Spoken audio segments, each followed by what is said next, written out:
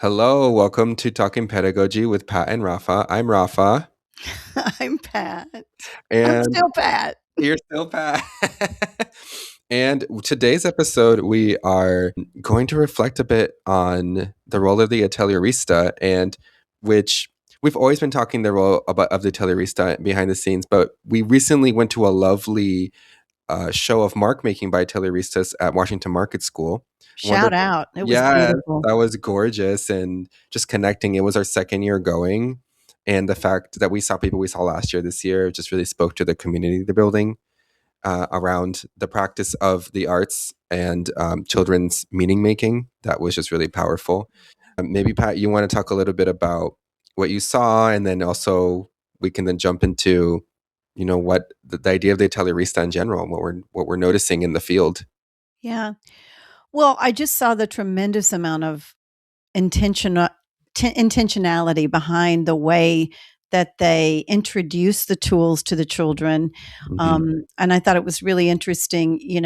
They used just black and white for 5 That weeks. was crazy when I heard that. Yeah, Yeah. but also, yeah, And wow. slowing down time to let children really grapple with what it means to use those two colors on different textures.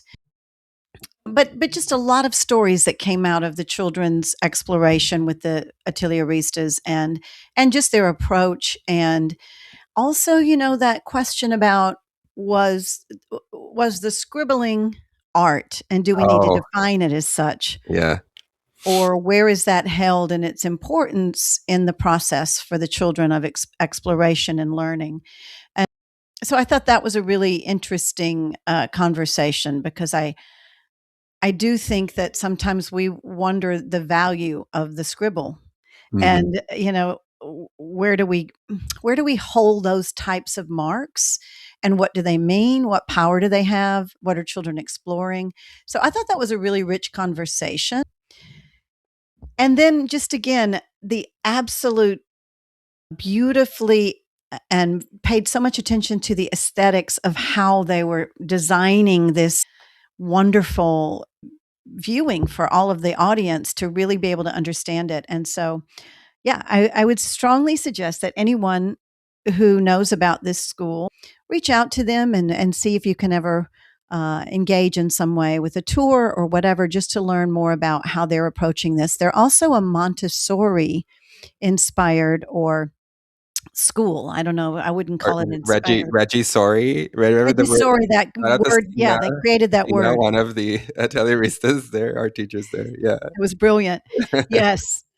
So, and they spent a lot of time talking about how those two can work together. So I thought that was a very interesting part of the evening as well. Lots of food for thought. A lot of food for thought. I loved how they set up the environment, how they showed the work. There were documentation panels with the children's voices and then really thoughtful interpretations of what they were exploring and why. Really unique ways of presenting work. There were these PVC pipes that Yes. they how do I describe it? Almost looked like a coat rack they had made with PVC Hmm. pipes, except on each leg of the coat rack, if you will, there were huge rolls of paper that were rolled up, but if you kept rolling them to one side or the other, they unveiled a lot of different marks.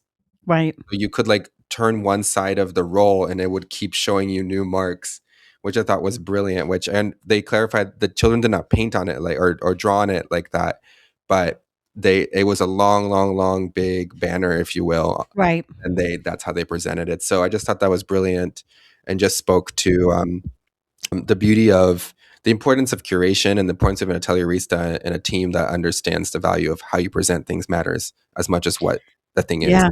Yeah, absolutely. It really does. And then I think what came up even for me too was that there were teachers there who are working without having an appointed Atelierista. Mm, And so they're well, playing both yeah. of those roles.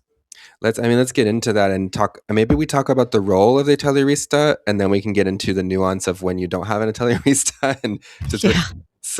so I guess we can backtrack a bit, Pat. Like how you've been in many different contexts. For you, what is the role of atelierista and the Reggio inspired approach?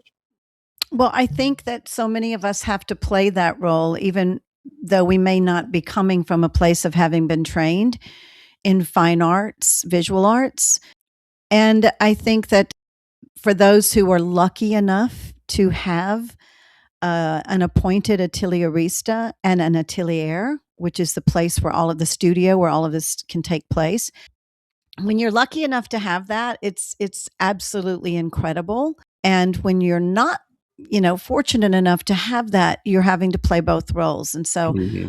I think, but in answer to your question, what is the atelierista? The atelierist's role is to understand how to, from my perspective, for what I know about atelieristas, is to understand how to introduce the 100 languages through very specific introduction of tools to children, giving them time, giving them space, and giving them lots of opportunity to explore different materials. Materials that make up our world, like to construct and deconstruct, to really experiment with like what can happen with a material. Because until Mm, children understand, right, the boundaries, the properties fully of a material, they don't know what new things they could do with it. And I guess for me, what excites me about the Reggio Emilia process and the way that we introduce learning or partner in learning with children is that we're trying to expand their understanding of the world so that they mm, can make new. mhm. They can make new from recycled. They can make new from materials because they understand how to have that creative spirit to say what might next be possible. And honestly, it gives me hope when children are having this time and this space and this opportunity to work in that way, because our world needs a lot of that type of thinking right now. So Absolutely. critical thinking and the ability to create new from just understanding the properties that we walk about in this world every day. I mean, one thing That was that a long strikes answer. Sorry, but No, I you love it. Well, I was gonna say, I wanna pull something out from that answer, which you were getting at, like, knowledge of materials, and I think that's one of the biggest things I look for, when in someone who's an Atelierista, that they have a they have a lot of background knowledge and a direct practice yes. with different materials, that know materials in very specific, I wanna say intimate ways, almost Mhm. like, it's like I don't have a formal background in the arts at all. I grew up, and we've talked about this before, if we're on the podcast or off record, but I grew up without really. I had art teacher and had art class, and that was definitely rich, but it wasn't an Yeah, integrated part of my education. me either. No, so yeah, so I feel like an Atelierista that has a really large range of knowledge and practice with many materials can help people who principally studied early childhood or education in general, so the pedagogistas, if you will, to combine their thinking and their knowledge to create beautiful provocations and environments for children that are really rich. So ideally, you work together, like that. And then you know what? You're making me think of one of the atelieristas that I work with, and it's very much like what I witnessed when I went to Italy. Is that when we talk about the 100 languages, the arts are represented in an atelier in many different ways, Hmm. music included, and drama included.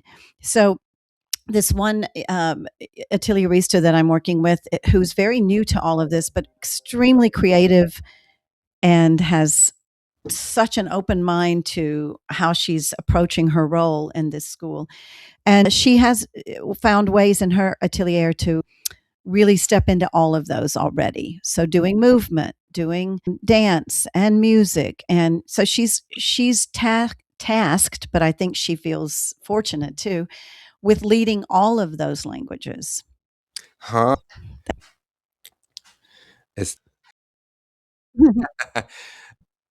She's finding ways in her space to include many languages, not only the fine arts, the visual arts, but drama, mm, movement, yes. music.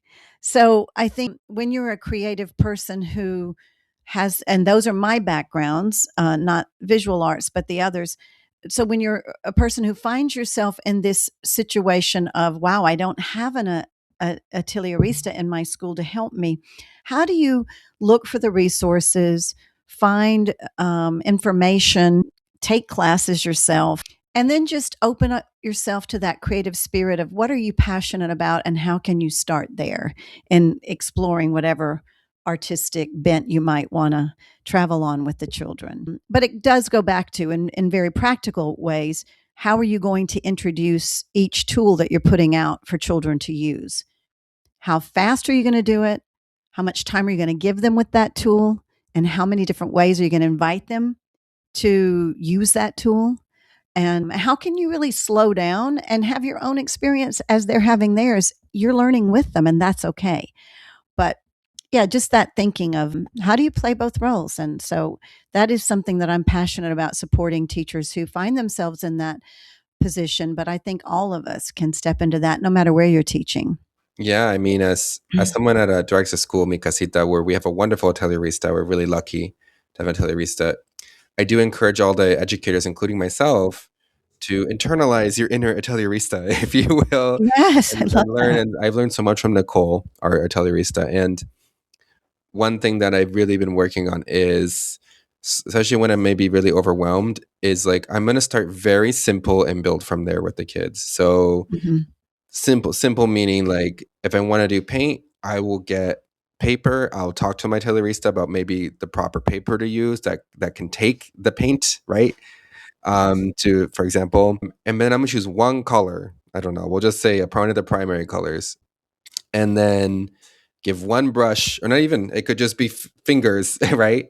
Again, if we're thinking of simplifying, and then present that to the children in a way that invites them to use it. Maybe it's very very organized on a table or on the floor with something under it.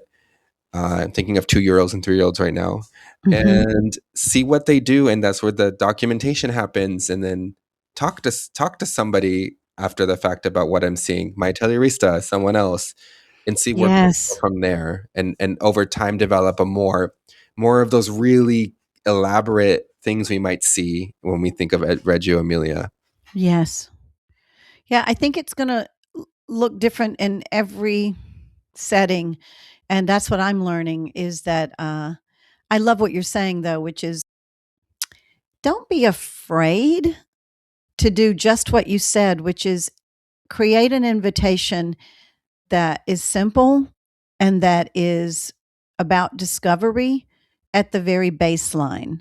And Mhm. then from there, build without feeling this need to throw everything at them to explore Yes, that one paint.